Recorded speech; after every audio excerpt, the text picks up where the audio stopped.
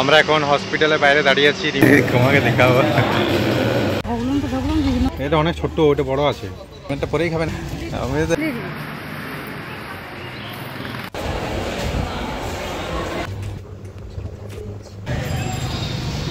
ডাব নেওয়া হয়ে গেছে 70 টাকা পিস। মুখে এই ক্রিম সেই ক্রিম লাগাই লাগাই আমার সেই লাইনটা দেখতে পাচ্ছ তো, এটা সোজা আছে তো, ওটা বেঁকে গেছে একটু বেরিয়ে। আমার বেঁকে গেছে দিয়ে পরে এই নাকটা এটার সাথে চিটিয়ে আছে বলে এই নাকটা ব্লক হয়ে আছে, এইটা একটু ফাঁকা আছে, নিঃশ্বাসটা নিতে পারছে না। দেখ দেখ কত মুজাবে সব দিকে তো হাসি দিতে বলছি নাক বেঁকা তো ভালো জিনিস তো খারাপ জিনিস নাক বেকার ভিডিও করিনি রে, পারসন আছে না দাদা, সেই তো দেখাচ্ছি। এমা বাবু তোর নাম কি? আর ভিডিও কত কার নাম? ভয় পাচ্ছে শুধু আমার দাদুর নাম না একদম। দাদার নাকের অপারেশন আছে, তো সেই জন্য আমরা সবাই মিলে ডিসকাশন করছিলাম। রিম্পা যে হসপিটালে নার্সের কাজ করে সেখানেই হবে অপারেশনটা, তো সেই জন্য রিম্পা বোঝাচ্ছিল ডক্টরের সাথে যেগুলো ডিসকাশন হয়েছে কীভাবে অপারেশনটা হবে নাকে, তো সেই নিয়ে আমরা সবাই একসাথে ছিলাম কালকে রাত্রে। আর সেই জন্য এত হাসি ঠাট্টা হচ্ছিল। হাসি ঠাট্টা রোগ নিয়ে নয়, আসলে দাদা নার্ভাস হয়ে যাচ্ছিল। দাদা নিজেই সবার আর কি অপারেশনে যায়, ব্লাড ডোনেট করে বছরে 4 বার, মানে এইসব সমাজসেবার কাজ নিজেই করে, নিজেই লোকের অপারেশনে সাহস দেয়, কিন্তু নিজের সামান্য নাকের অপারেশন সেটাতে নিজেই নার্ভাস হয়ে যাচ্ছে। তো দাদার নার্ভাসনেসটা কাটানোর জন্য আমরা সবাই একটু হাসি ঠাট্টা করছিলাম, যাতে দাদার মনে হয় যে না এতটাও সিরিয়াস কিছু না, নর্মাল ব্যাপার, নর্মাল সার্জারি। তো সেই জন্যই আমরা হাসছিলাম, বাকি কোনো রোগ নিয়ে বা এইসব নিয়ে মজাক বানাচ্ছিলাম না। নিজের দাদার ব্যাপার কেউ মজাক বানায় না। তো যাই হোক, সেটা আমি তোমাদের ক্লিয়ার করে দিলাম। ওটা কালকে রাত্রের ক্লিপ ছিল। আর আজকে দাদাকে হসপিটালে ভর্তি করা হবে, আমি আর মা দেখতে যাচ্ছি। তো চলো ওখানে গিয়ে তোমাদের দেখাচ্ছি। এই যে এখানে আমি বাড়ির বাইরে দাঁড়িয়ে আছি, বাইক নিয়ে রেডি, হেলমেট পরে মায়ের জন্য অপেক্ষা করছি, মা আসুক। আর দাদা আর রিম্পা অলরেডি চলে গেছে, দাদা ভর্তি হচ্ছে ওখানে।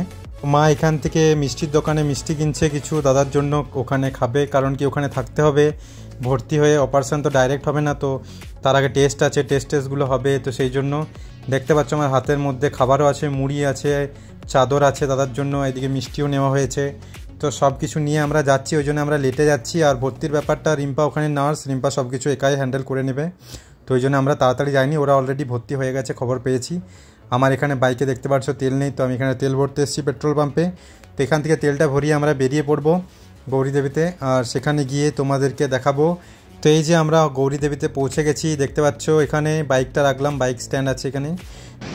এসে গেছি আমরা এখানে, রিম্পাকে ফোন করেছি, রিম্পা আসছে, অপেক্ষা করি, তারপর যাবো দাদার কেবিনে। আর এইদিকে দেখো হসপিটালের চারিদিকটা কতটা পরিষ্কার, যেহেতু প্রাইভেট হসপিটাল তাই সব কিছু পরিষ্কার পরিচ্ছন্ন এখানে।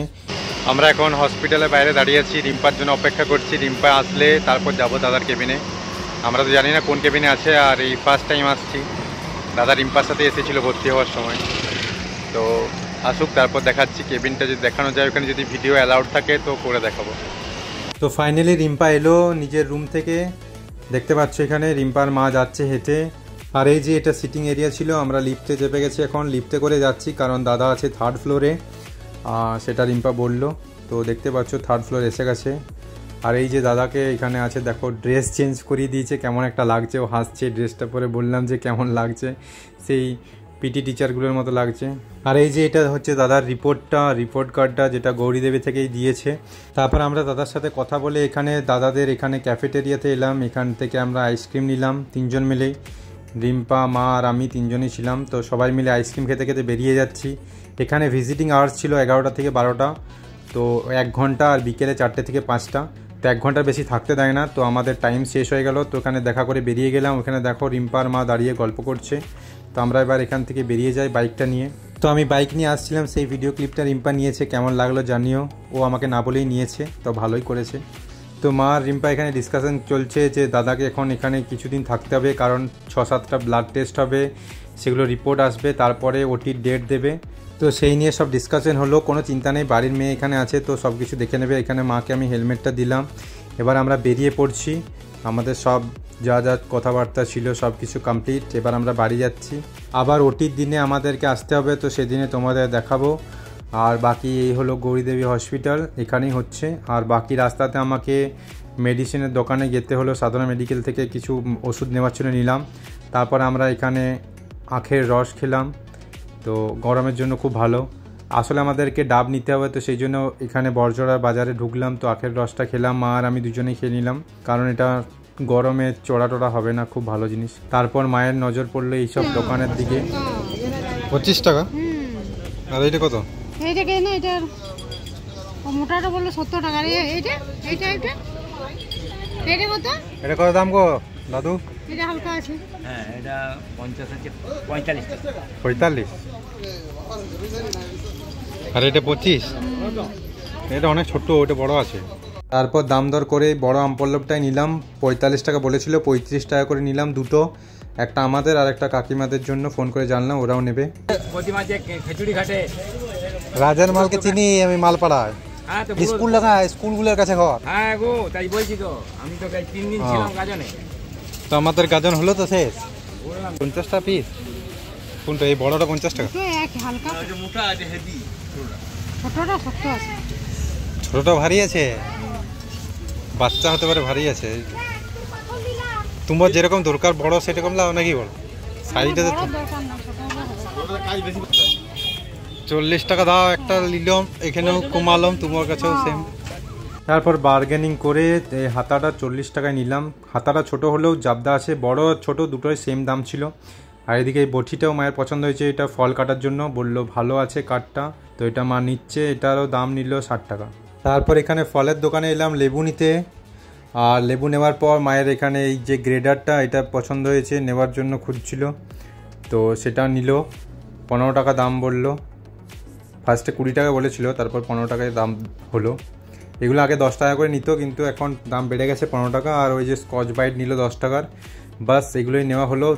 ক্যামেরাটাতে আমার ধুলো বা কিছু লেগেছিল, তার জন্য ধোঁয়া ধোঁয়া এসেছে ভিডিওটা। তারপর আমরা এলাম ডাব নিতে এখানে, তো ডাবের দাম 70 টাকা পিস, বললো 70-এর নিচে 1 টাকাও কমানো যাবে না, কিছু করার নেই, তাই 70 টাকারই একটা নিতে হলো।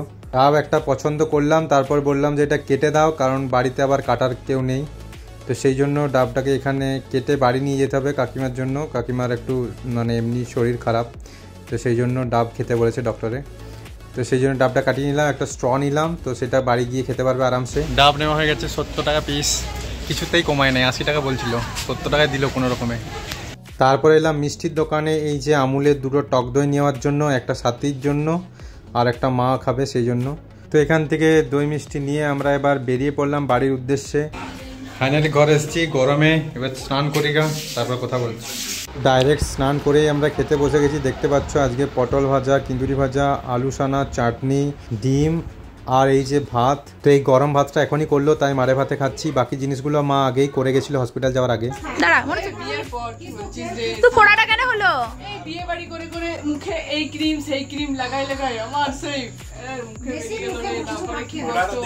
একটা করছি, একটা ফোড়া বেরিয়ে গেছে, নিম পাতা লাগিয়েছি, একটা এখানে বেরিয়েছে, ওটা না সাথে আর একটা তখন কি কষ্ট, প্রচুর কষ্ট। তারপরে সেই জীবনে খুব দুঃখ বেরাচ্ছে, আর কোথাও জায়গা পাই নাই। তো মনি গাজনে এসেছিল গাজন দেখার জন্য শ্বশুর বাড়ি থেকে, তো ওর যে ফোড়া হয়ে গেছে, তো ফোড়ার জন্য ও যেতে পারছে না শ্বশুর বাড়ি। তো গাজন তো শেষ, দেখলে কালকে শেষ হলো, তো এখন কিছুদিন থাকবে যতদিন না ফোড়াগুলো ঠিক হচ্ছে। তো সেই নিয়েই আমরা সবাই মিলে মনিকে রাগাচ্ছিলাম যে ফোড়ার জন্য শ্বশুর বাড়ি যাচ্ছিস না, তো সেই নিয়ে আমাদের হাসি মজাক কথাবার্তা হচ্ছিল।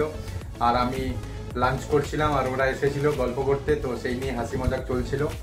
তো যাই হোক, সব কমপ্লিট। এবারে আমার ব্লগটা আমি এখানে শেষ করছি আজকের মতো। আজকে প্রচুর টায়ার্ড আছি আমি, এবার আমি শুভ, একটু লাঞ্চ হয়ে গেছে। আর বাকি কালকের ব্লগে দেখা হচ্ছে তোমাদের সাথে। এই ব্লগটা যদি ভালো লেগে থাকে লাইক কমেন্ট শেয়ার অবশ্যই করো, আর চ্যানেলটা সাবস্ক্রাইব করতে ভুলো না ডেইলি ব্লগস দেখার জন্য। টাটা, সবাই ভালো থেকো।